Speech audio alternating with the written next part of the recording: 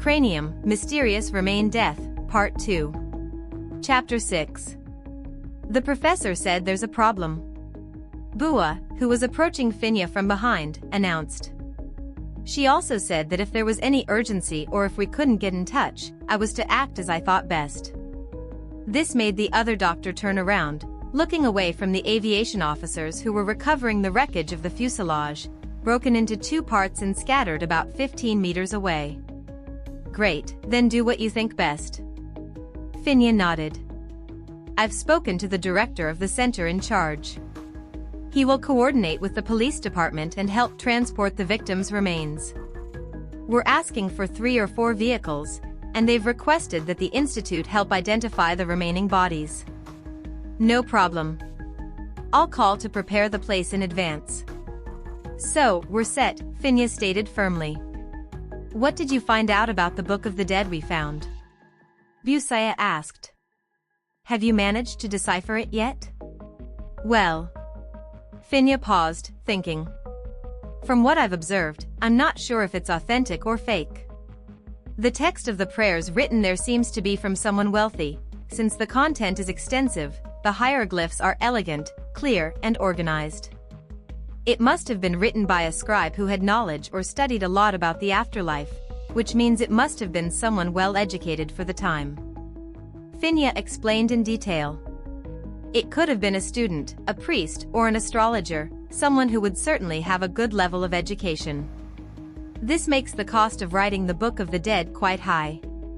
I believe that the owner of this book we found must have been someone very wealthy or perhaps even from a high class. The doctor frowned thoughtfully before continuing. Actually, it is necessary to examine the fibers of the paper to determine what they are made of, since each era used different materials. The type of ink and the content can also indicate what period the document is from. I took some photos and sent them to a friend, but I am not sure when I will hear back. This is getting weirder and weirder, she commented worriedly. Some things seem out of place. Her eyes moved, considering the situation. Mummies in the Book of the Dead, those 2 items should not be here. I have heard that these things are cursed. As for these curses, I prefer not to comment, as I do not know much about the subject. Phinya replied in a neutral tone. But even if they existed, over time they probably lost strength, or people simply no longer fear them. After all, we see looters digging up tombs and robbing the graves without worrying about curses or anything like that. Greed conquers everything. Buasaya agreed, nodding in approval. Do you know what's missing? Phinya asked, raising a question that made Bua raise her eyebrows. We have a mummy and the Book of the Dead, but there's something missing. What? Bua answered with another question, unsure of what she should say, before stopping to think for a moment. The resin used to embalm the body, which would be the final step. Clever. Phinya commented, praising, which made Bua smile a little. The other, watching, couldn't help but smile too. What do you think about this? I'm not sure, Phinya replied hesitantly. What's really strange is that the signs of time on the skull have disappeared. As I said before, if it was an ancient artifact, there should be stains, deterioration, or mold marks. We need to confirm the age of the object first. I understand. Maybe if we know more about the victims of the plane crash, we can connect the pieces and find out how the skull and the parchment ended up here. Phinya said, looking into Bua's dark eyes through her square-framed glasses. We'll have to wait for the police to investigate the history and question the witnesses to see if we can get more information. Alright, for now, let's continue with our work. Bua replied calmly, not sure what to make of the situation. This was one of her first fieldwork assignments, quite different from Finya's experience, who seemed to know much more and have a better ability to deal with the circumstances. I'm going to hand the parchment over to the police, in case any relatives of the accident victims come looking for it. If it's authentic, it has considerable value, but I'm going to suggest they consult an archaeology expert to investigate further. Perhaps it will reveal something new to us. I need to include this in my report to Professor. Bua said, breaking the silence. No problem. Phinya replied, before the conversation faded away. Finn. Bua suddenly called, causing the other to raise her eyebrows in question upon hearing her name. When this work is over, are you leaving? The question made Phinya turn around slowly. There's no reason for me to stay here, is there? Phinya replied. Oh, right. Especially with you around, no way. Phinya joked, but Bua didn't let it go and quickly retorted in a firm voice. And have you ever wondered if I want to continue working with you? The comment made Phinya laugh out loud. I would love to continue working with you, but no. But anyway, thank you. That's it, Bua. Phinya concluded, leaving the tent, leaving Bua watching her through her glasses, while contradictory feelings began to arise in her mind. After the unexpected incident, it took another 5 days to complete the recovery of the victims' bodies, without any other unforeseen events, thanks to the increased security in the area, which now covered a larger area. Bua sighed in relief when the last bone was placed in the black bag. During this time, she and Phinya didn't talk much beyond what was necessary for work. However, the atmosphere between them, which had been tense before, began to improve. At least they were not exchanging barbs like before. Maybe it was because they were focused on the work at hand or because their responsibilities had increased, leaving them less time to think about the past. What are you going to do with the mummy's skull? Bua asked as they both stood in the tent, organizing the last details before they began to transfer the material to the research building. The next morning, at the institute. Leave it to me. When I get back, we'll talk. Phinya said. When? I don't have much experience with this, so I can't make all the decisions for you. Leave it to me. Phinya repeated. In the meantime, check the artifact. I want to know how old it is. I'm not an expert in this. Buasaya replied. At the institute, no one specializes in historical civilizations, and we've never seen an original artifact of this kind. Besides, we don't have the necessary tools. You're a researcher, so open a book and do your research. Phinya suggested impatiently. I'm afraid of messing it up. Buasaya admitted. Then don't mess it up. Phinya retorted, irritated. It's exactly the same as when you take any other skull to analyze. Talking is easy when you already have experience. I've never done it. Buasaya replied. And we don't have the necessary equipment either. Then light some incense and say a prayer first. Phinya said, mixing sarcasm with frustration. Leave it to me. I'll tell you what to do. And where are you going? Aren't you going to come back to stay here? Stay where? I'm not a CLT like you, no. Phinya replied. Talk to the professor. With your skills, you could easily become a professor. Bua suggested. Or maybe work as a researcher at the institute. Work with you? No way. Phinya quickly denied, shaking her head. We don't have to work together. Bua replied. We can have separate research projects. Your office can be on another floor. I can move to the floor above yours. Are you that worried that I won't have anything to do? Even if we don't like each other, that doesn't mean I want you to be a failure. Bua replied, making it clear that, despite their differences, she didn't wish Phinya any harm. All right then. Bua replied with a slightly hesitant voice as she adjusted her glasses on her face, trying to hide her nervousness. Do as you wish. She said, ending the conversation abruptly. Actually, I wasn't worried, I'd just like to meddle in other people's lives. She concluded, turning quickly and heading towards the door. Leave the skull with me, I'll come back to analyze it later. Deal.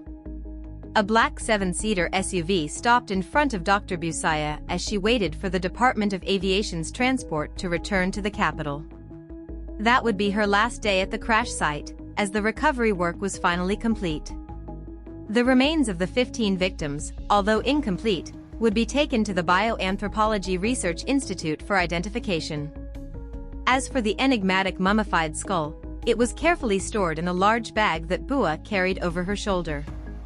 To most people, carrying around a dead person's skull might seem bizarre, but for an anthropologist, it was almost routine. During her college days, during basic anatomy classes, it was common to take anatomical specimens back to the dorm to study, in case she didn't have enough time during class. However, in recent years, the landlord of the apartment commented that he sometimes noticed strange and unexplained events, which made Bua avoid taking these objects home so often. In addition to the mummified skull, which was duly recorded in the accident site investigation report, Bua also brought back to the institute other fragments of nearly unrecognizable bodies, with the help of the police. As for the papyrus, Phinya handed it directly to the police, considering it essential evidence. "Come on, Bua. I'll take you," said the driver of the SUV, which had been rented from a local company at the airport. She rolled down the passenger side window, making Bua hesitate for a moment, but then nodded and opened the door, climbing into the car. "Thanks," she murmured in a soft voice. "But let's stop for something to eat first. I only had a cup of coffee this morning."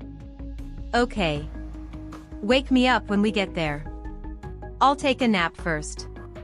Besides being an Uber driver, am I an alarm clock now too?" Phinya commented sarcastically. "I've spent the whole week without sleeping properly. Let me rest a little, please, for the love of God," replied Bua, closing her eyes and settling into the seat. Phinya, upon hearing this, made a comment. "You're still as sleepy as ever." But Bua was already too far away to respond, too exhausted to continue the conversation. She only woke up about 30 minutes later, still groggy, moving to straighten up. "Bye Bua, we won't stop for food, okay?" Finya's voice sounded slightly strained, and Bua noticed a worried expression on her face. "What happened?" "I'm not sure," Phinya replied, looking at the rearview mirror repeatedly. "But it seems like a car has been following us since we left the accident scene." Bua immediately turned to look. She saw a black two-door pickup truck following at a reasonable distance, but not too close. "A black pickup truck? I don't think it's safe to stop now," Phinya justified. "Okay," Bua replied, trying to hide the tremor in her voice, but Phinya noticed the slight hesitation. "Don't worry, bye Bua. Maybe it's nothing," Phinya said, trying to calm her down. Bua looked at her, feeling the car accelerate a little, while the truck also increased its speed. "Take a deep breath, Bua. It's going to be okay," Phinya said, noticing that Bua's breathing was getting faster. "Aha," Bua replied, although her voice didn't sound as confident as she would have liked. "I'll try to lose them," Phinya said, tightening her grip on the steering wheel. "Open the map and see where the nearest police station is. Let's stay on the main road, no shortcuts or alleys, it's too dangerous. First we'll look for the police, then we'll see what to do. If you get the chance, write down the license plate of the car," Phinya continued, while Bua took out her cell phone, her hands shaking. At this point, she was pretty sure that the car was really following them. "It's about 10 kilometers from here. Guide me there, okay?" "Oh, okay. Don't be afraid, Bua. I won't let anything happen to you," Phinya said firmly, trying to reassure her. "If someone is going to do something to you, they'll have to go through me first." Bua knew that was an inappropriate joke, but at the same time, it was a form of consolation in Finya's typical style, always with a touch of sarcasm. However, this time, Bua couldn't muster a smile. She didn't even have the strength to respond as usual. Her heart began to beat faster, and her hands were sweating as she looked at the map on her phone. Her voice was shaky and uncontrollable, and she took deep breaths every few moments, trying to calm herself down. In her mind, Bua just prayed that all her years of study and effort wouldn't be wasted here, on a deserted road next to a forest, in the middle of nowhere. "We'll be fine, Bua," Phinya said, more to herself than to her friend, as she kept her focus on the road ahead. Chapter 7. We'll be fine, Bua. The firm voice was an effort to comfort her. At this point, Bua felt a hard lump in her throat and tried to swallow it. Maybe this hard lump had a name: fear. Besides, she felt a deep gratitude for whatever, or even karma, that brought Phinya to her. If she had to face this alone, she might have already lost her mind. She noticed that Phinya looked at the side mirror frequently. Although she wasn't speeding up any more than before, she still wasn't sure. Besides, the car that was following them had done nothing but continue in the same direction. When they reached the police station, everything should be resolved. As fast as Bua's thoughts, the black pickup truck suddenly accelerated and passed on the left. As it passed Finya's car, they both looked at the mirror, as if they had agreed, but they couldn't see who was inside due to the dark film. Then, the car passed them. She could feel Phinya easing off the accelerator to slow down, as she was unsure whether the car was simply overtaking or had other intentions. The answer came within a few seconds, as the car suddenly pulled in front of her, forcing Phinya to slam on the brakes. If she hadn't eased off the accelerator earlier, the car would probably have flipped over. How far is it to the police station? 5 kilometers. Okay, please give me directions. Phinya swerved into the left lane and sped up. She didn't know who these people were or what they wanted, but they could be the same people who had tried to steal a certain item a few nights ago and disappeared due to the increased security in the area. Or maybe they were interested in the valuable papyrus scroll, if she still had it. One of the solutions that crossed her mind was to take these pursuers to the police station. At least if they saw that the situation had been reported to the police, and if the police were notified about the possible attempt to steal ancient artifacts, it could help prevent unexpected events. Bua saw Phinya look at the camera mounted on the front of the car, checking that it was still working properly. It was a good device for recording evidence before speeding off again. Finn. It's okay, Bua. Phinya said in a firm voice. Don't be afraid. Phinya, who was behind the wheel, took advantage of the moment to accelerate and overtake, while the opposing car swerved. She knew she shouldn't stop until she reached the police station. Fortunately, the road was a main road, which made it easy to escape. The cars were far enough away and there was room to maneuver and escape. Every time she noticed Bua's breathing quicken, Phinya tried to calm her down. Everything will be okay, Bua. And it was just as Phinya had said. They finally reached the police station in less than 10 minutes. They filed a report before hurriedly heading back to the city that afternoon. Ever since the strange incident, Bua had remained silent the entire trip back, with an expression of slight fear still visible. Are you hungry, Bua? I'm not hungry. Bua replied neutrally. I feel like I'm still having trouble breathing. So let's find something to eat and rest a little. Phinya decided. Then, when you calm down, you'll feel hungry. Bua just nodded. Do you know who these people were? I have no idea. Phinya replied, as she turned the steering wheel to enter a restaurant she saw on the road. They could be the same ones who came looking for things before. The victims could have had valuable items, like the papyrus scroll we found. They must all be businessmen and we don't know anything about them. But we don't have anything. But they don't know that, do they? Maybe they are people who know what was on the plane and followed us because they saw us leaving the place. Maybe they just wanted to find out who we are or where we're going. It's a good thing we realized in time and managed to lose them before. Phinya said. But anyway, now that the skull is with us, we need to find out where it came from and then think about what to do. You take care of the papyrus scroll with the police. And besides, please make 1 or 2 models of the skull. What are they for? Just in case. I understand. I will do that. Bua replied, although she did not completely understand what Phinya was asking. I need to talk to Professor about this. It's up to you. Phinya said, starting to get out of the car. But now let's find something to eat. The two of them spent about 20 minutes eating. Bua barely managed to eat anything due to the shock of the recent event. She did not know exactly what was happening, and when the police questioned her, she could barely answer because she was confused.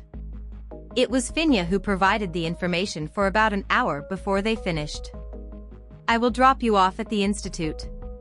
Leave your things in the building and then I will take you home. Don't worry. Just drop me off at the building," Bua said. "You've helped me a lot these days. Don't be scared, Bua," Phinya assured. "I'll charge you back. So come find me when you want to charge me." Bua, now a little calmer, couldn't help but make a scathing observation. "And how am I going to contact you if I need to?" "I'll call you back." "Why this mystery?" Bua's voice started to get irritated. "I still have to decide," Phinya explained. "I'm not sure whether to come back here or stay there for a while longer. My work there isn't completely resolved yet." "Is that so?" The young rookie police officer nodded. "I thought you were done." "And I am. I received approval last month," the calm voice replied. "But the research isn't finished yet. There are documents that still need to be reviewed by the professor." "Okay, then I won't do anything until you get in touch again. I'm going to see where that skull came from. Can you do it as fast as possible?" "I'll try to speed it up, but it won't be that fast, I'm not an expert." "Okay. I trust you," Phinya replied, which made Bua immediately look at her. "Even with your sharp tongue, your brain's knowledge of modern human is acceptable," Phinya continued, noticing Bua's narrowing gaze. Bua opened her mouth to respond, but ended up saying nothing. The black SUV stopped in front of the Research Institute building about an hour later. "Thank you so much, Phinya, for everything," Buasaya said, feeling it was time to say goodbye, as she reached out to grab the bag with the mummy's skull. "In 2 hours, I'll come back to pick you up," Phinya replied promptly. "Don't look at me like that, I'm not done with you yet. Keep this in a safe place and don't tell anyone yet." Buasaya just nodded, a little hesitantly, and got out of the car. Phinya waited until she passed the security guard and entered the building. She let out a sigh of relief. In the past 2 weeks, a lot of events had happened, especially between her and that woman. No matter what she called her, Bibua or Bualoy, they were nicknames Phinya had created because she had not liked her since the time they were studying together. How could she not feel that way? Suddenly, the woman appeared out of nowhere as a scholarship student of Professor Nisara and passed the quality assessment and defense of her doctoral project in less than a year, while it usually took at least a year and a half or 2 years to pass. Some time later, Buasaya started writing her first research paper. She wanted to finish her doctorate in 3 years, while most people took 4 or 5 years. Then the professor began to take her to help with research projects, clearly intending for her to take on more responsibility, since the position of principal investigator at the institute was being decided. It wasn't just Phinya who felt uncomfortable with Buasaya. Many of her classmates also envied her, even calling her the teacher's pet. Meanwhile, Phinya was sent abroad, carrying crates and sarcophagi, walking 10 or 20 kilometers at a time, not to mention the constant danger of thieves or bandits who stole antiquities to sell them, as happened at the recent crime scene. Until one day the professor was planning to send her on a mission to Portugal, where there was news of the discovery of the oldest mummy in the world, with a preservation process different from that known in Egyptian methods. "Why don't you send Bua this time? I just got back," Phinya suggested, trying to keep her voice neutral, as if it were an ordinary conversation. "Bua is still developing her research," Professor Nisara's deep voice replied. "Besides, no one is as expert as you, Phinya. But I wanted to stay here for a while." Phinya, still a doctoral student at the time, replied. "You send me to other places all the time. When will I be able to finish? My colleagues are already way ahead." Then, Phinya was faced with a question that left her speechless. "Do you just want to finish it quickly or do you really want to be an anthropologist, Phinya?" This simple question made her fall silent. Even though she was a doctoral student, with considerable knowledge in her field, she didn't understand. If you just want to finish it, we can publish your work now and I'll schedule your defense so that you can finish it quickly. Is that what you want? The professor's voice remained calm, but Phinya felt as if a stone had lodged in her chest, causing an inexplicable discomfort. She didn't know why the professor was asking her that question. Had the teacher already asked her darling that same question? I don't know what kind of answer professor expects from me. No, Phinya. That's a question you should answer for yourself, not for me. I don't see how this relates to the professor sending me around. She continued, not giving in. Listen carefully, Phinya. If you're studying just to get a degree, that's what you'll be, a person who's graduated.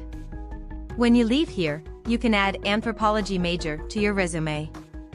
Anthropology is the study of human origins in various dimensions, but I hope that what you'll gain as my students is the ability to see the value of humanity in a deeper way than others do. The professor then looked away from the student. Think about it, Phinya, and next week, we'll talk again. The professor's words stayed in her head all that week.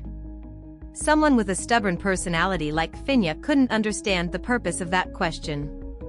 Was this an additional test of ethics or morality? It didn't seem like it. She'd already taken that subject in her first year of studies. To be a real anthropologist? See the value of humanity? Someone like her would probably never understand that. There was no answer in any book, and what did that have to do with her desire to finish her degree early? The following week, the professor called her for another meeting. As she walked to the office, Phinya still didn't have an answer to that question. She had spent the entire week reflecting, searching for information on the internet and in books.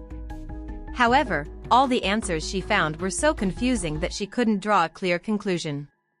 However, the first question the professor asked when Phinya sat down in front of her was, "Have you heard about the stolen Homo erectus bones, Phinya?" The then PhD student just nodded slowly. If you had to give a price, how much would you estimate the nearly 1 million-year-old human bones to be worth? I don't know. Phinya answered simply. If our ancestors or distant relatives had known that their descendants had gone so far as to steal even their bones to sell, they would probably have caused sapiens, modern humans, Homo sapiens, to become extinct sooner. They wouldn't have let evolution continue to see this, what do you think? Or maybe they became extinct sooner because they didn't want to be around to see these things. The professor let out a light laugh as she finished speaking. Reaching this era, everything has a price, including humanity. She concluded. As an anthropologist, I must say that I'm quite disappointed. Phinya just nodded, although she still didn't understand the point her teacher was trying to make. So, do you want to graduate or not? I'm not sure. Then I'll decide for you. Tomorrow, you should apply for a transfer and send your credits to the graduate department. I'll transfer you to study with a colleague of mine abroad with a full scholarship that I had already reserved for you. There, you can graduate in 2 years. The research work you left unfinished here will be continued by Bua. I don't understand. You want to graduate fast, so I found a way for you. Phinya didn't answer anything, she was completely confused. She left the room without understanding why, all of a sudden, her teacher wanted her to transfer to a university abroad and leave the research work to someone else.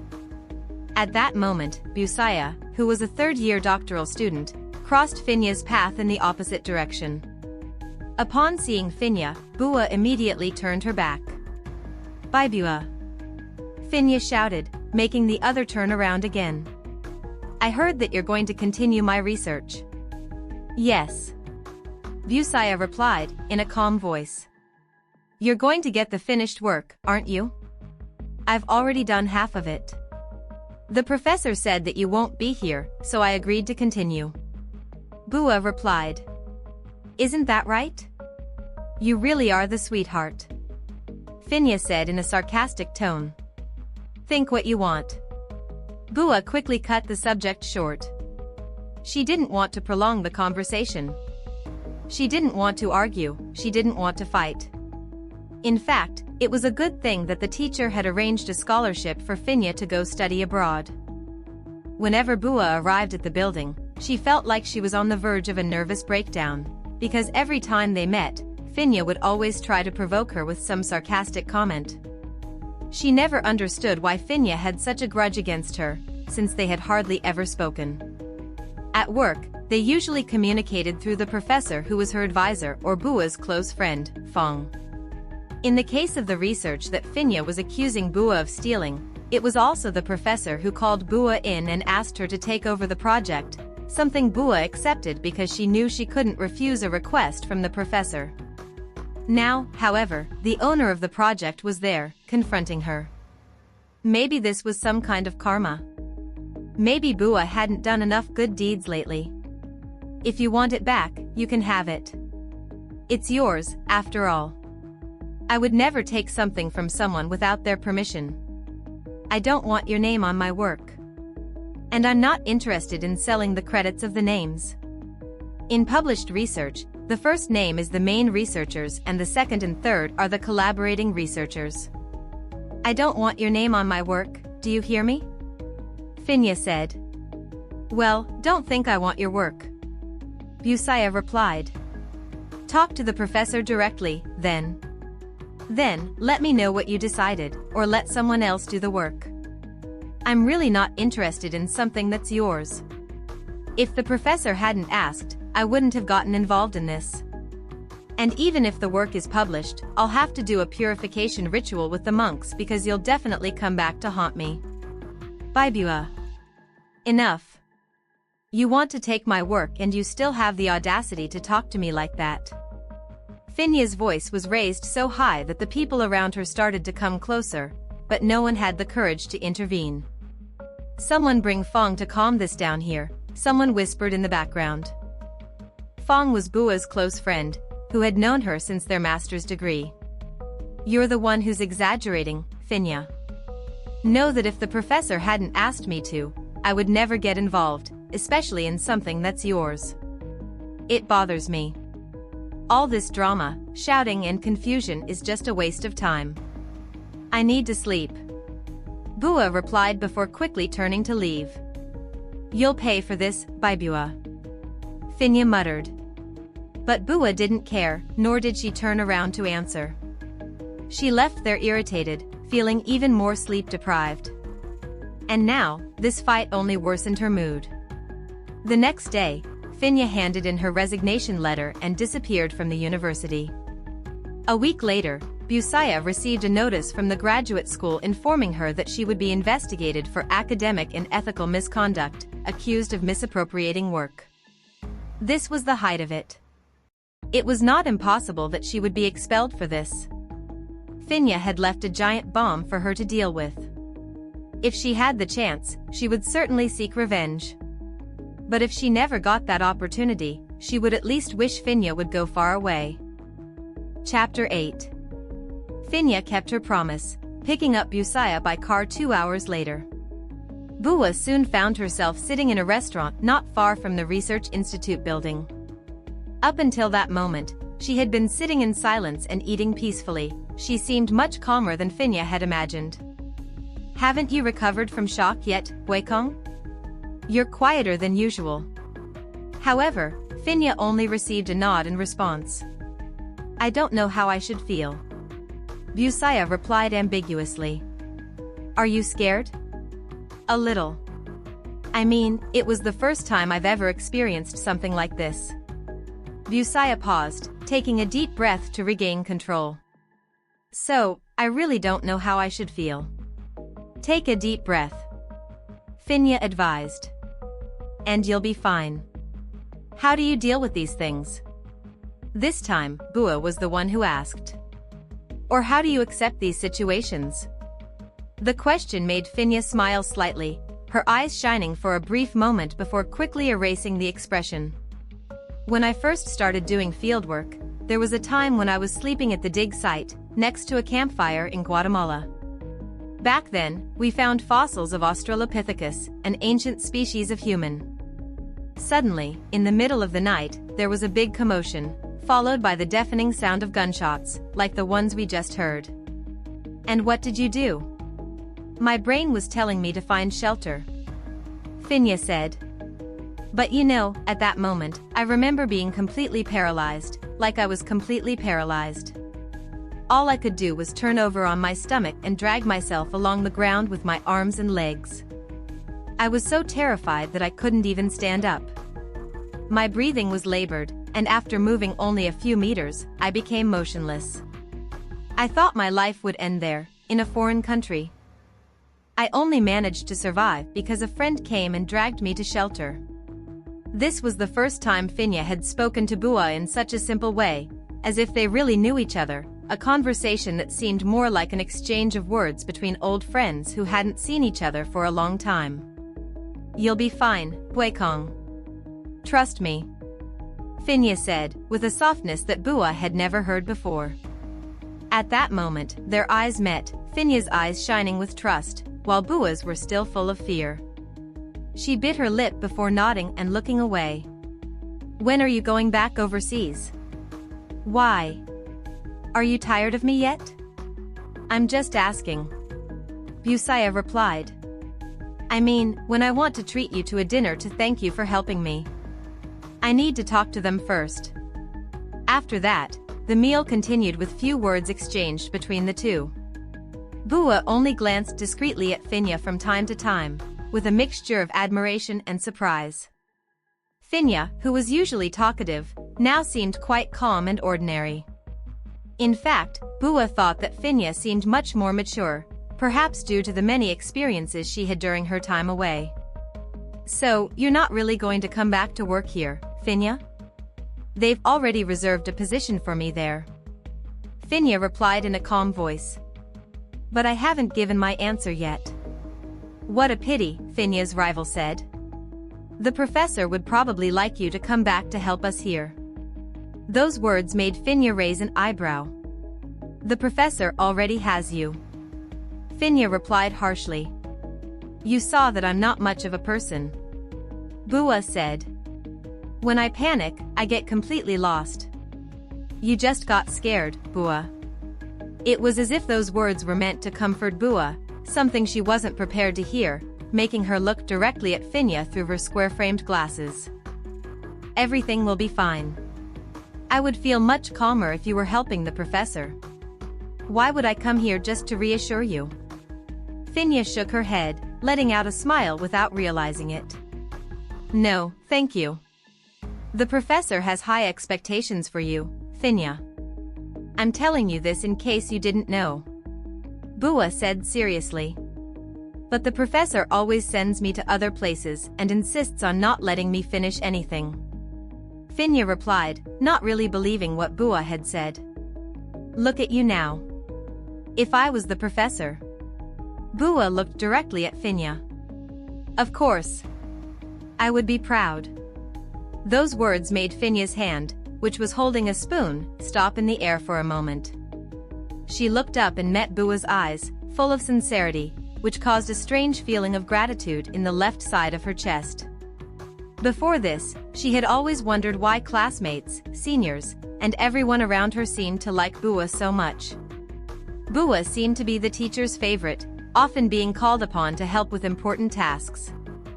Among the 7 classmates, 5 always sided with Bua when conflicts arose between them, while the other 2 preferred not to get involved. Now, Phinya was beginning to understand a little more why. I'm sorry if I said something wrong, Bua said, noticing Finya's silence. Did I say something that offended you? After that, the conversation fell silent. Don't forget the work you promised. I'll come back to check it. Okay, but don't be mad if I take a while. I need to take care of identifying the victims of the plane crash first. That's a mess and it's more urgent. Bua justified. Besides, I'm not very good at archaeology. You already have a doctorate, you know? Why do you keep saying that?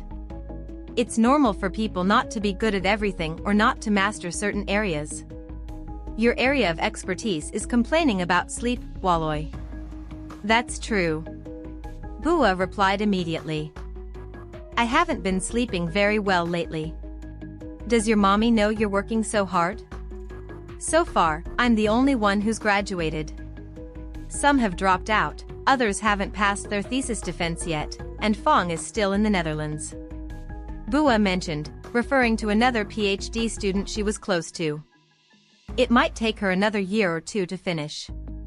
And if she stays there like you, I'll call for help. The professor's favorite has to bear a heavy burden, Bua. A mischievous smile appeared on the corner of Phinya's lips, and she then shrugged. There's nothing you can do about it. I'm not the favorite. Bua retorted this time. Stop talking like that. You've received way more scholarships than everyone else, and you still say I'm the favorite? This time, Phinya didn't answer. She just kept smiling until the meal was over. Also, I almost forgot. Phinya's calm voice sounded as they waited for the restaurant employee to bring the bill. During this time, try to avoid going back to the building.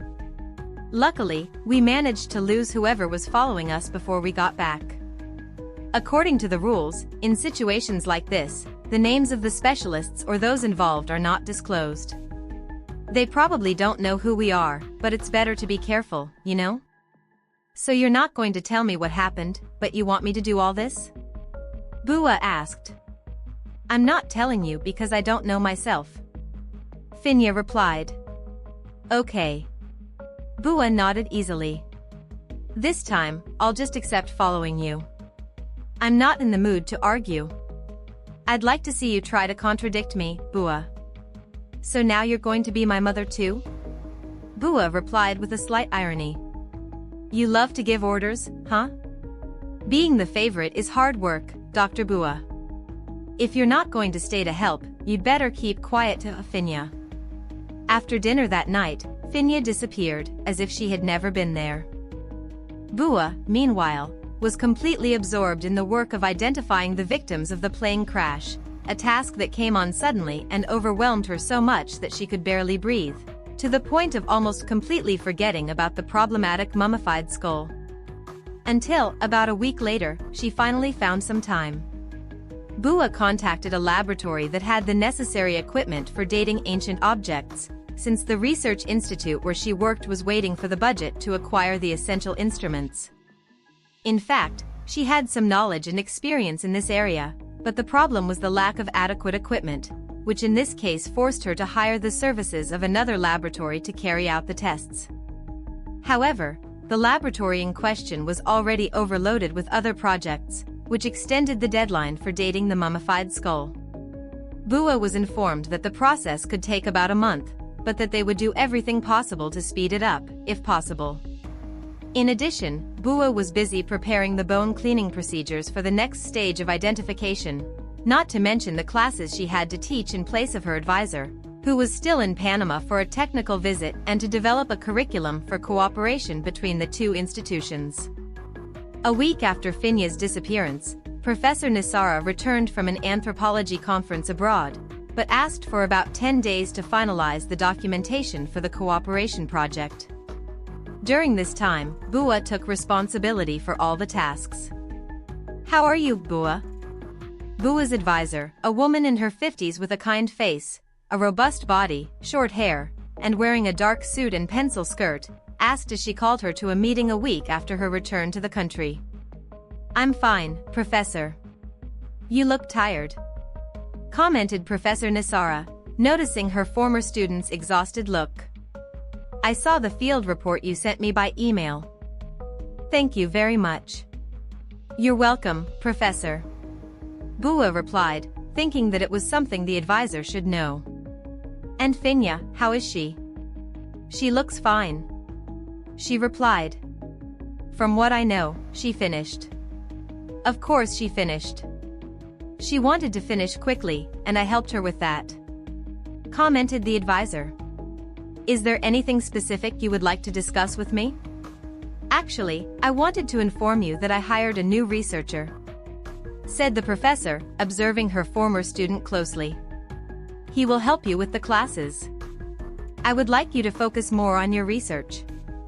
Besides, he will be the main researcher." Upon hearing this, Bua immediately bowed in thanks. "Thank you very much, Professor," said Bua, feeling relieved. He just finished his studies in England, informed the professor in a calm voice. "Oh, I see," Bua replied simply. "When does it start?" "Probably within a week." "Understood. Thank you very much, Professor." "Bua, I need you to speed up the work related to the plane crash." The aviation department reported that the police, in charge of the case, mentioned that there might be something suspicious. "They want to know if there are any anomalies in the bodies of the victims," the advisor explained. "I don't think we can examine much more," Bua observed. "I only brought back some parts of the bodies that we were able to recover. The bodies of the victims that were in better condition and that allowed identification were taken by the police to the Forensic Medical Institute. Unless there are injuries that affected the bones before the crash, we can examine that." "Did you find anything suspicious during the inspection of the site?" the teacher asked. "Apart from the mummy's skull and the scroll of parchment that I mentioned to you, and the fact that there was an attempted robbery, I didn't find anything else," Nisara's student replied. "I am now sending the skull for antiquity analysis. I looked at the photos of the skull and the parchment in the report you sent. They look strange," Nisara commented.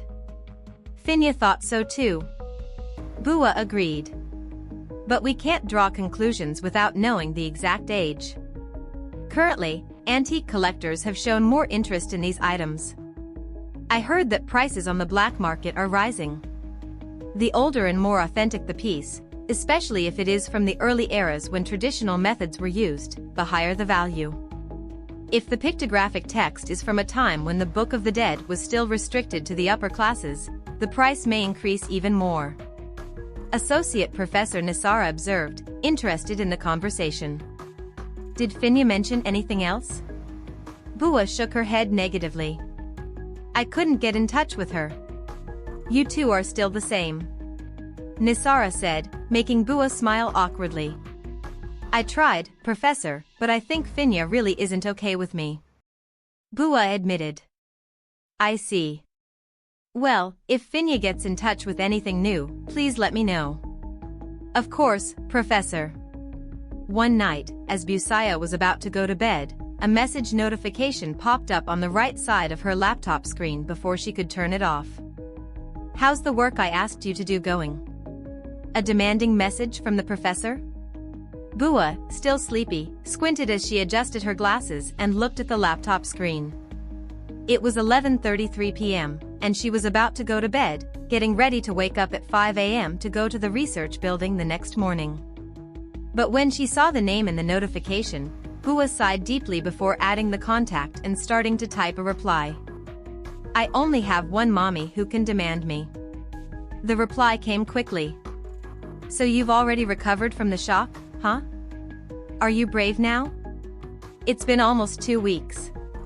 Bua typed quickly in response. "How's the work I left for you going?" Phinya repeated the question, insisting.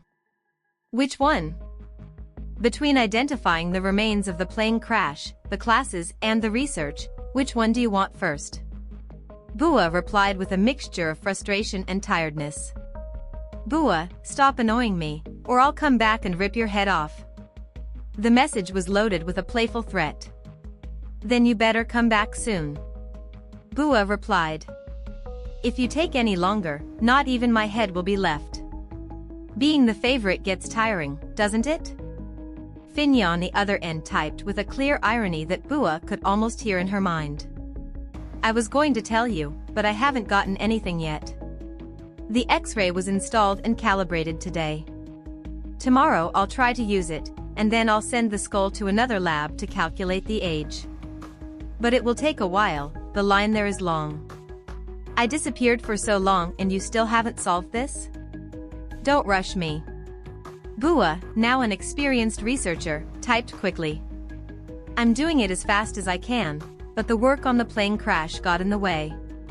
Without the professor here, there was no one to take care of things. And this age analysis can't be done alone.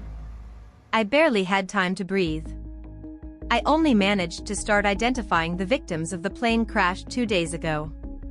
If you're in such a hurry, come back and you can follow up on this yourself. And bring money to send the samples, because I had to pay out of my own pocket.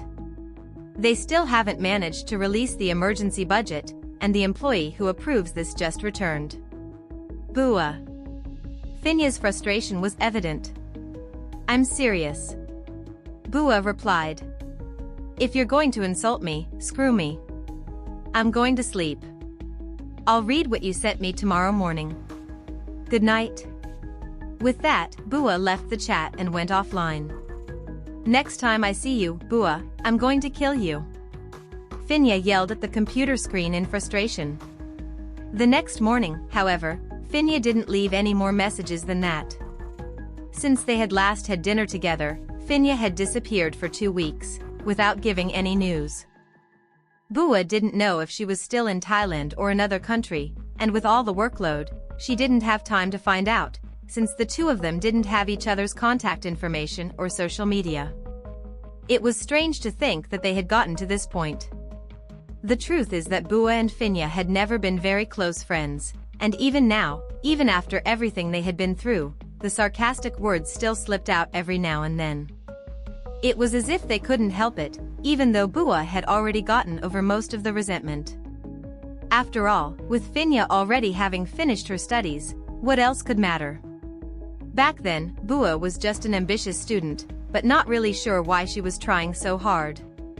But then, she just wanted some peace. Her life had been entirely consumed by her studies, and it seemed like the rest of her days would also be swallowed up by books, lab work, and scientific papers.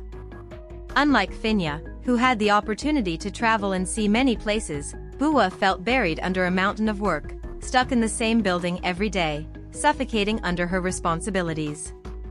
She couldn't help but feel a pang of envy towards Phinya. Chapter 9. The black Ziploc bag containing the bones of one of the victims of the small chartered plane crash that crashed in the central area of the province was placed on the stainless steel table in front of her. Buasaya wasn't lying when she told the annoying Phinya that she barely had time to breathe, sleep, or even look away from the computer screen, let alone other tasks. Although the advisor had returned from Panama, she was still busy with the paperwork for the cooperation with the graduate school, which prevented her from returning to full-time classes for 2 weeks to a month. In other words, all the work and responsibilities fell on Bua, who had to take care of everything during that period. Phi Bua, the professor asked me to let you know again that the new researcher will start this week, but the date and time have not yet been announced. Okay, I already received the email about it this morning. Bua replied, without looking up at her colleague. The students are already waiting. Let them come in about 10 minutes. I need to get ready quickly. Buasaya replied to the secretary of the Research Institute, a young woman of 27. In a few minutes, Bua would need to change roles, from researcher to professor in charge of the Physical Anthropology course of the first year of the university's master's degree, where the students were coming for a workshop at the institute. And Phinya still had the audacity to send messages demanding the work. If she wants it done quickly, she should go back and do it herself. This thought made Bua let out a long sigh. Why did the dearest insist on appearing in her thoughts now, when before she had barely remembered her existence, having almost forgotten her completely?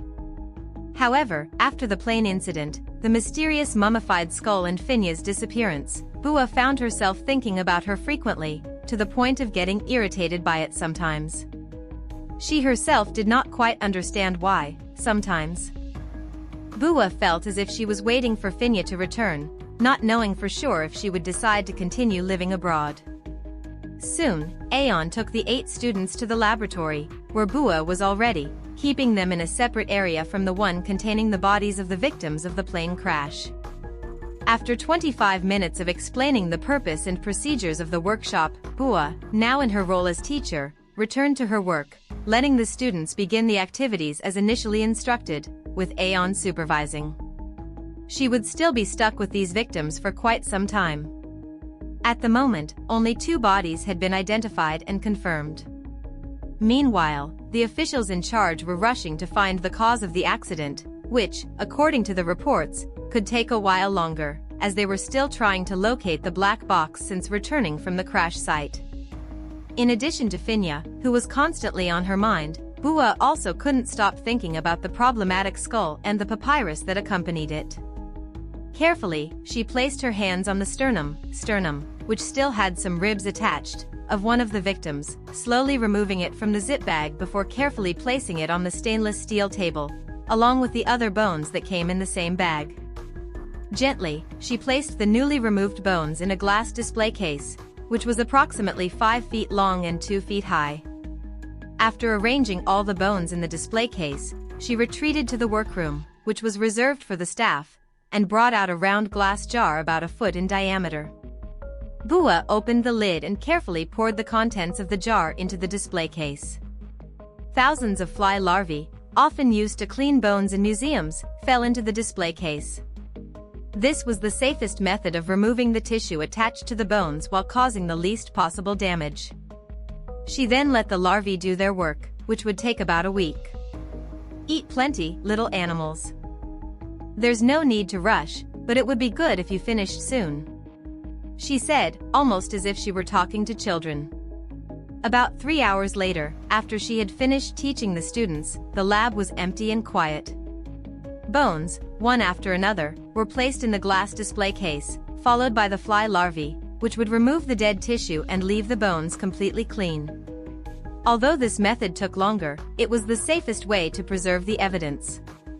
The bones would not show any damage, unlike the boiling method, which was faster but strictly prohibited, or the use of corrosive substances such as bleach or hydrogen peroxide. Even when diluted in a small percentage, these chemicals could still cause damage to the pieces. Although the mummified skull had already been sent to the lab to determine its age after undergoing X-ray examination, its origin was still uncertain.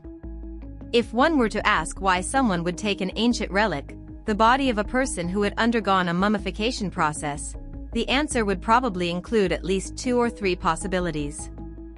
First, antique collectors who sometimes resell these items on the black market, as Professor Nasara mentioned. Second, a more sophisticated hypothesis could be that the skull was used for worship. One of the concepts raised by archaeologists is that mummification was not just to preserve the body awaiting resurrection, but to create a divine statue for veneration. In fact, these 2 reasons alone would be enough to disturb anyone. Although black magic and occult rituals are practiced in the country, mummification is something extremely far removed from everyday life. Therefore, the idea of using the skull as an idol for worship or as an amulet seems unlikely, not to mention that the flight was leaving the country, bound for Paris. However, the papyrus found with the skull could be more understandable if the intention was to sell or auction it for profit. The whole case seemed disjointed, and it would probably be necessary to wait for information from the black box to shed more light. For now, Bua could only continue identifying the remaining victims, hoping to find some additional clue. She was almost certain that she wouldn't like the answers to these questions in the end. A plane crash, dead people, a mummified skull, and an ancient papyrus. Was this something normal? She wasn't sure. Some parts were still missing, without any definite shape, and then there was Phinya. She had left her work behind like that.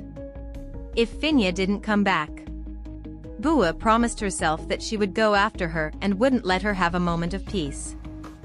Phinya realized that she was sitting in the driver's seat of her black sedan, after more than 3 weeks of being missing. She also realized that she was driving towards the building of the Bioanthropology Research Institute, after having returned home, taken a shower, changed her clothes, and packed her things. She herself didn't know why, but instead of resting to relieve her fatigue, she found herself driving towards this specific place. "If I were the teacher, I would be proud of you." Those words echoed in her mind during the 3 weeks she was away, and even all the way back to Thailand. Bua had said she was proud of her. The earth must have been spinning backwards. The moment those words reached her ears, Bua, who Phinya had always considered a rival, suddenly, for a brief instant, when she heard that sentence coming out of her mouth. The only thing Phinya felt was that she had completely lost to Bua. Those words circling around in her head made her restless. In fact, she almost didn't hesitate to refuse the academic position that the teacher had found for her. But then again, it was Bua who deserved a good lecture, because when Phinya texted her, she acted like she didn't want to reply and even told her to swear, to leave a message that she would read when she woke up. Buasaya cared more about sleep than about her, or about work. She had known about Bua's reputation as a sleepyhead since college, but from what she remembered, it wasn't that bad back then. Just being able to fall asleep in 5 minutes when they were in the field together was impressive enough. But now, Bua couldn't even have a conversation before running off to sleep. Phinya just wanted to check on the progress of the work and even gathered the courage to send a message saying she was coming back, but she didn't even have time to tell her. She cut the conversation short. "If I find you, Bua, I'm going to kick your ass, for real this time." Despite this, one thing the young doctor couldn't understand was why she couldn't wait until the next day to go after Bua, who had just landed less than 3 hours ago. Phinya thought about this the whole way there, and she also couldn't understand what she was feeling. It was as if she didn't want to wait, because even if she tried to sleep, she wouldn't be able to. She kept remembering the last time they worked together, Bua's scared face, and even though it had been almost a month ago, she could still remember it clearly. In the 5 years they had known each other, this was the first time Phinya had really looked at Bua differently. Bua was still Bua, the same Buasaya Phinya remembered from the first day of her doctorate until today. 5 years had passed, and even though she had a doctorate degree, she still had the same nerdy face with square glasses, as always. But her eyes looked tired, exhausted by the research work and the lack of rest. Bua was more concerned about sleeping than anything else. Whenever she had a free minute, Phinya would see her hiding and looking for a place to sleep, as if she had been sleep-deprived for a long time. Although she still remembered what it was like to have Bua as a classmate, it seemed that her feelings towards her had changed. Changed in such a way that even as a doctor who had studied humans from different eras, Phinya could not define this human feeling. What was happening to her that she could not stop worrying about Bua? During the whole time she spent abroad, she could hardly find peace. She wanted to send a message, but hesitated for a long time, until the last day, when she finally decided that she would pretend to ask about the progress of the work and suggest meeting for dinner. However, this plan backfired because, as soon as Buasaya realized that she was trying to demand the work, she cut the conversation short and left her in the dark.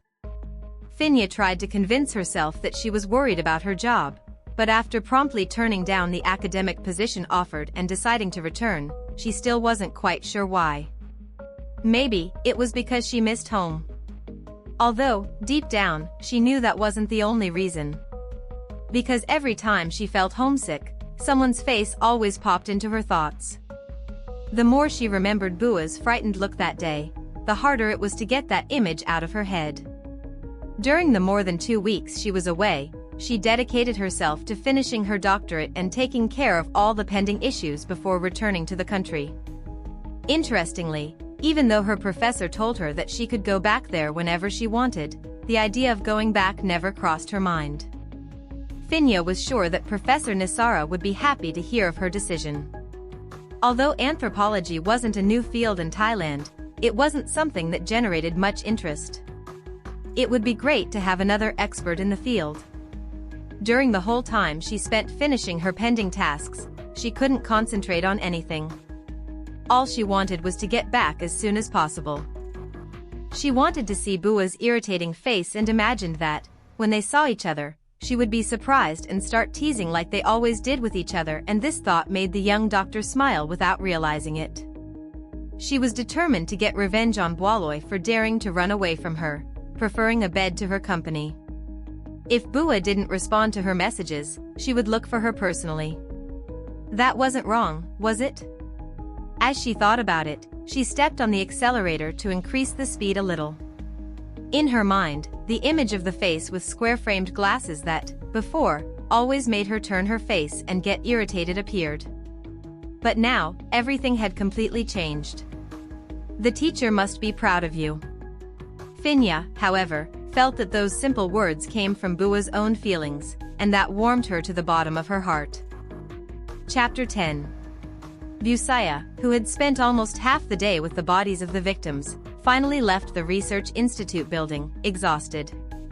It had been almost a month, and the police had still not obtained any significant new leads, as the plane's black box had not been found. This was delaying the investigation process more than expected, except for the testimonies of the witnesses, which included the company that operated the plane rental service. As she stood there, undecided about what to do next, whether to go back to her dorm or go get something to eat at the market near the institute, a familiar black sedan pulled up right in front of her. Bua felt a strange feeling, and although she didn't recognize the car right away, for some reason she had the feeling that she knew the owner of the vehicle. Then the passenger side window rolled down, revealing the driver's face. "I knew it. Why didn't you reply to my messages?" The familiar voice made Bua snort. "And why didn't you tell me you were coming?" Buasaya replied with another question. "So I wouldn't come." "Get in the car." "Can I do it another day? I'm sleepy today." "And is there ever a day when you're not sleepy, you sleepyhead?" Bua just shrugged before walking away in the direction of the market, where she planned to buy something for dinner that day and then do what she wanted most at that moment. Sleep. Everyone knew Bua's reputation for sleeping. Dr. Buasaya was known as someone who could sleep at any time and in any place. She herself wondered where she had inherited this habit from. Her first hypothesis was that it could have come from primitive human ancestors, who perhaps had nights longer than days, which made her spend more time sleeping than living like modern humans. Or perhaps, in fact, Bua had simply been accumulating fatigue since her college days until the beginning of her career. She valued her sleep time more than anything else. If someone or something interrupted the moment she had planned to rest, she simply ignored it. But there was only one person Bua allowed to interfere in this moment, her advisor. As for the others, no way. Phinya got out of the car and stood in front of Bua and said, "Get in the car." The voice insisted, now closer. "Can it be tomorrow? Or send me a message complaining and I'll answer right away, I promise," said Bua, exhausted from spending the whole day in the lab, while pretending to pick up her cell phone to answer the messages. "If I'm going to talk tomorrow, I would come tomorrow," Phinya said. "I wanted to come today." Okay.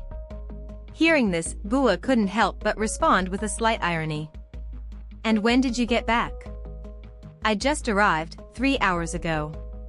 "Leave thinking about me for last, you don't need to come running to see me," Bua said. "The work you left isn't that advanced, no, it's just what I already told you." "Who said I missed you?" "Okay, then, if that's all. I'm going to leave, I'm going to find something to eat." Bua quickly cut the conversation short and started to walk away, but was interrupted before she could leave. "Get in the car. I'll take you to eat and then you can rest." "No, thank you very much." "Bua, why don't you listen to me?" Phinya exclaimed. "Get in the car, or I'll keep annoying you anyway."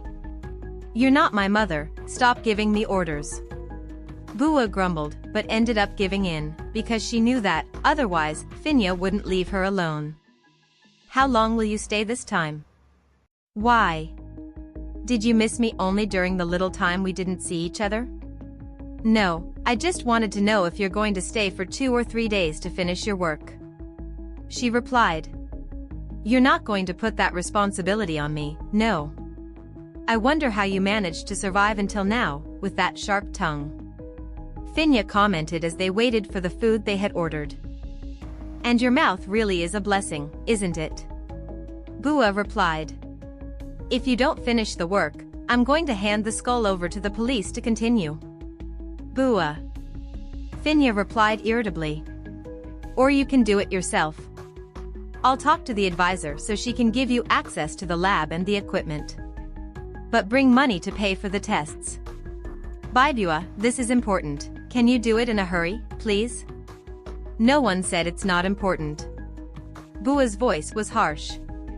But I'm doing it as fast as possible. The work is piling up to the point that I'm going to end up buried. If you have nothing to do while you're in Thailand, help me work instead of pushing work onto others. Phinya was getting ready to argue, but Bua cut her off. And if you dare call me sweetie again, I'll shove that fork down your throat myself. Bua's expression was one of pure hatred, and her tone heavy with sleep, barely disguising the tiredness she felt at being disturbed in her precious moment of rest.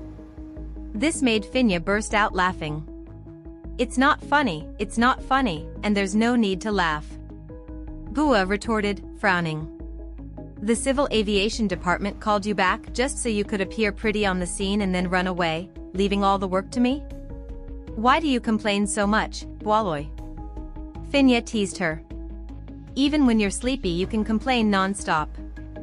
Doesn't it get tiring? If you don't want to hear me complain, go work. Bua said. Otherwise, you'll have to put up with me because I'll keep complaining. Okay, I get it. But can't you wait for me to sort out my personal stuff first? I just got back. Again? Bua replied. Why all the drama? Hey, bye Bua, I was away for a long time. Now that I'm back, of course I have stuff to sort out. So you've decided to come back for good? Didn't I say you had a job offer there? Bua asked, as she watched the restaurant staff serve the food on the table.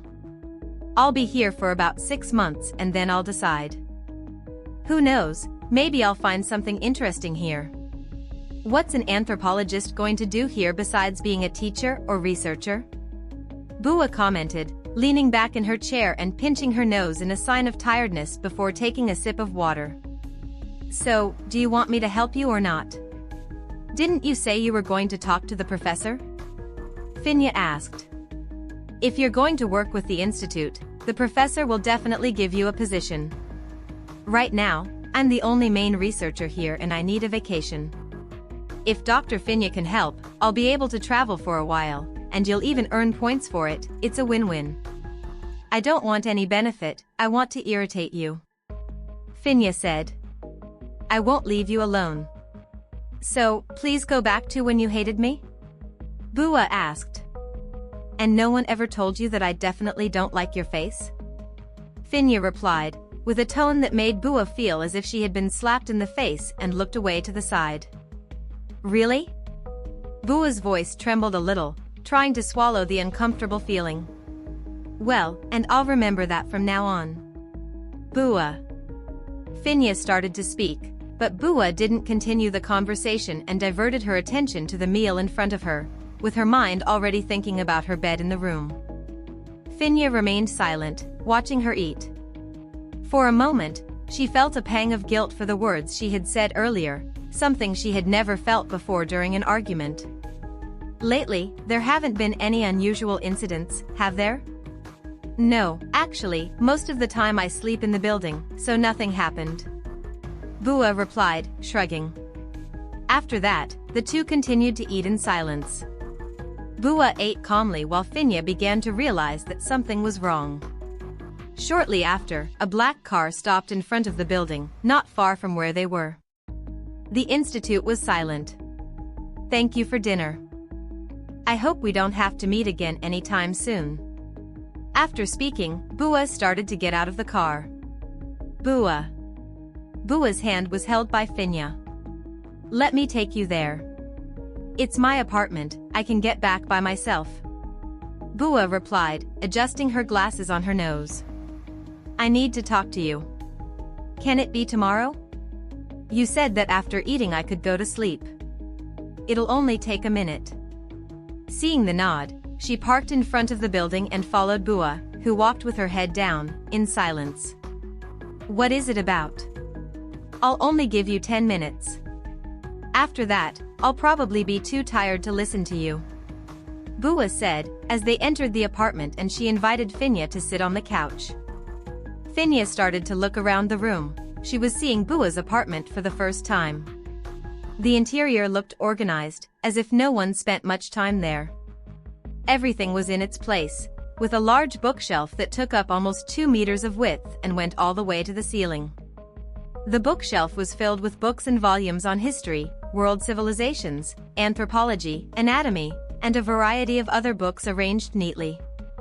In one corner, there was a desk with a computer, and next to the keyboard, a pile of research papers was piled up. "Bua," Phinya called, standing up. I.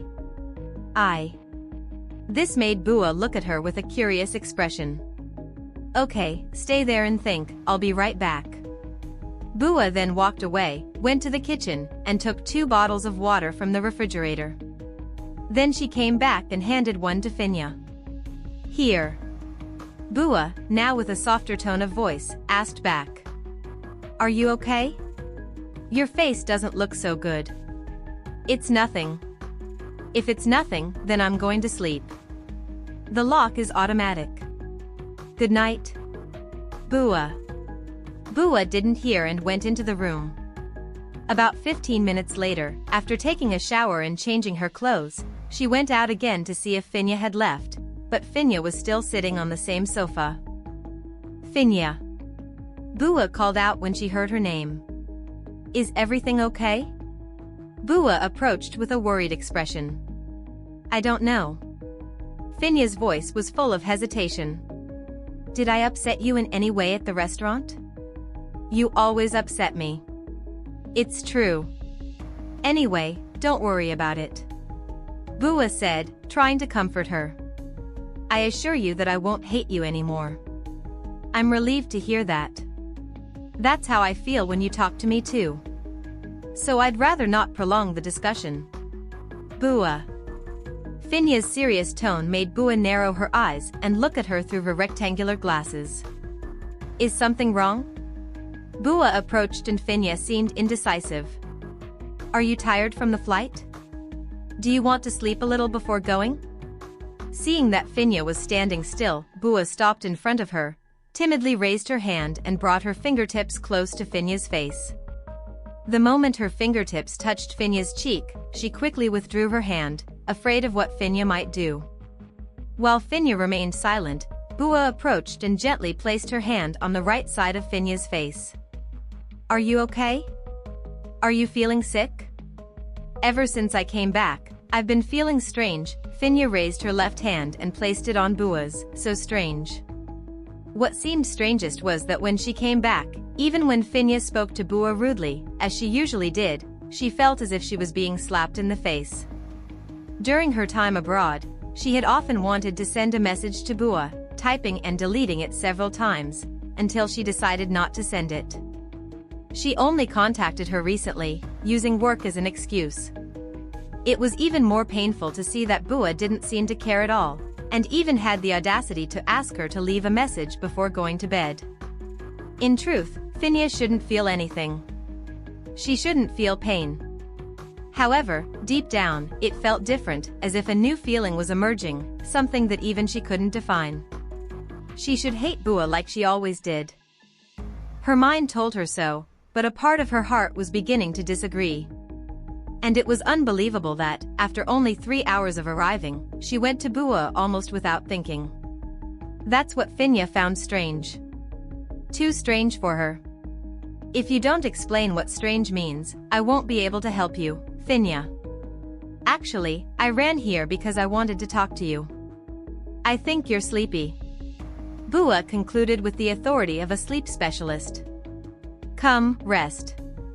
I'll get you some clothes to change into. Take a shower and go to sleep. I'll sleep in the living room. There's something I don't understand. Why am I here instead of? I'm going back to rest."